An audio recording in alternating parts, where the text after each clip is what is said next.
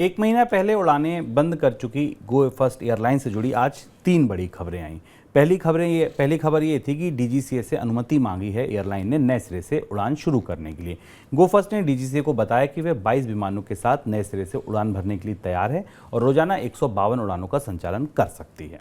दूसरी खबर ये थी कि दोबारा जो एयरलाइन शुरू करने का काम है वो आसान नहीं होगा। क्यों नहीं होगा? क्योंकि हवाई टिकट बुक करने वाले एजेंट्स कंपनी का भारी बकाया लिए बैठी है कंपनी इन एजेंट्स का, और जब तक कंपनी टिकट एजेंट्स को बुकिंग के लिए राजी नहीं करती तब तक नए सिरे से सेवाएं शुरू करना मुश्किल होगा। एक और खबर थी, तीसरी खबर ये थी कि गो फर्स्ट को जो विमान देने वाली कंपनियां थीं जो लीज पर विमान देती हैं वो एनसीएलटी में पहुंची थी, उनकी सुनवाई शुरू हो गई है। एनसीएलटी ने इस मामले पर गो फर्स्ट के आईआरपी को जवाब दाखिल करने को कहा है।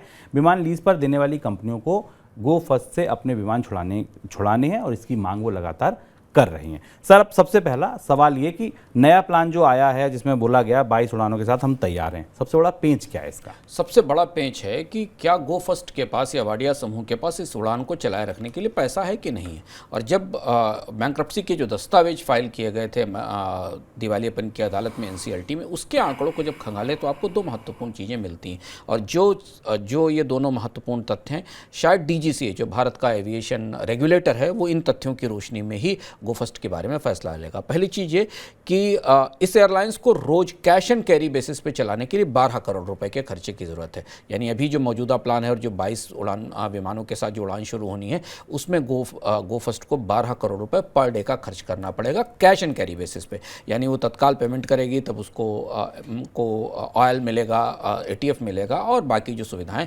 मिलेंगी। दूसरी चीज़ ये कि इस बैंक्रप्सी की व्यवस्था में गो फर्स्ट ने ये भी बताया था अदालत को कि उसके पास करीब 200 करोड़ रुपए की पूंजी मौजूद है, जिसमें से जो पैसा 400 करोड़ के आसपास का पैसा बैंकों के पास जमा है, जो कोविड के दौरान एयरलाइंस कंपनियों को क्रेडिट गारंटी के तौर पर या मदद के तौर पर बैंकों ने दिया था। इसके अलावा ये भी बताया गया था कि वाडिया समूह ने पिछले महीने अप्रैल के अंत में 250 करोड़ रुपए के आसपास की पूंजी भी इस कंपनी में लगाई है।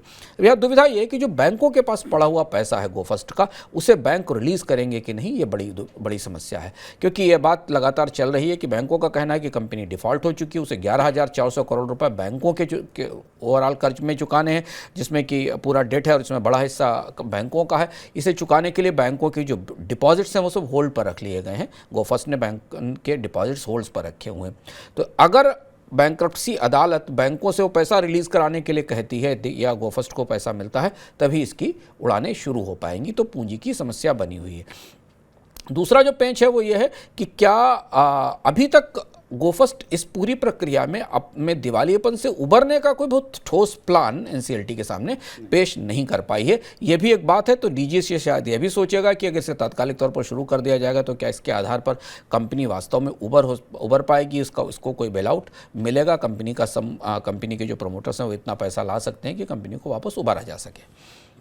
सर, आगे अगला सवाल ये कि एनसीएलटी में जो लेजर्स गए हैं उन्हें वहाँ से कुछ राहत मिल सकती है? लेजर्स के लिए लंबे समय से जद्दोजहद में है। जिस दिन से गो फर्स्ट ने अपनी बैंक्रप्सी अपने आप को दिवालिया घोषित किया है, जो लीज पर विमान देने वाली कंपनियां हैं वो काफ़ी जद्दोजहद में लगी। उन्होंने कई अदालतों का दरवाजा खटखटाया और सब जगह से घूमकर अंततः वो उसी अदालत में पहुंच गई जहां दिवालियापन की सुनवाई हो रही और वहाँ उनकी अपील सुन ली गई है।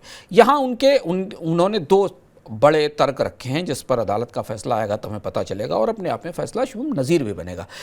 इन कंपनियों ने 2 तर्क रखे हैं बैंक्रप्सी की अदालत के सामने। एक तो उनका कहना यह है कि गो फर्स्ट ने इससे पहले भी उनके किराए समय पर नहीं चुकाए थे और बैंक्रप्सी कोर्ट में जाने से पहले या बैंक्रप्सी घोषित करने से पहले, जैसे जैक्सन स्क्वायर एक कंपनी ने उसने कहा कि कंपनी ने पेमेंट्स नहीं किए थे 18 अगस्त 2022 तक और उसके बाद कंपनी को नोटिस भेजा गया था और कॉन्ट्रैक्ट रद्द कर दिया गया था।